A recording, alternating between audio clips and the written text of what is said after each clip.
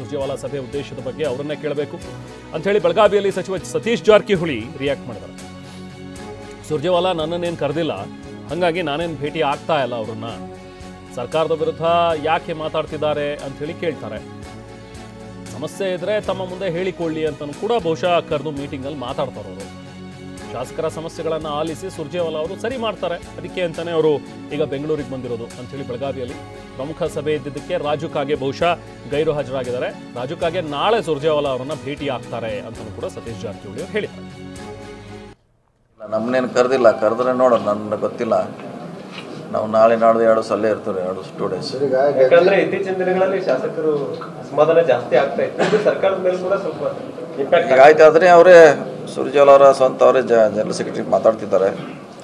ಅದು ಔಟ್ಕಮ್ ಬಂದ್ಮೇಲೆ ನೋಡ್ರಿ ಏನಾಗ್ತೈತಿ. ರಾಜು ಕಾಗೆ ಅವರನ್ನ ಕರೆದಿದ್ರು, ಆದ್ರೆ ಹೋಗಿಲ್ಲ ಇವತ್ತು ಮೀಟಿಂಗ್ ಇತ್ತಲ್ಲ, ಇದನ್ನ ಬಿಟ್ಟಂಗೆ ಇದು ಇಂಪಾರ್ಟೆಂಟ್ ಅಲ್ಲ. ಇನ್ನೂ 3 ದಿವಸ ಇರ್ತಾರೆ ಅವರು, ನಾಳೆ ನಾಡ್ದು ಇರ್ತಾರೆ. ಇಲ್ಲ ನಮ್ಮನ್ನೇನು ಕರೆದಿಲ್ಲ.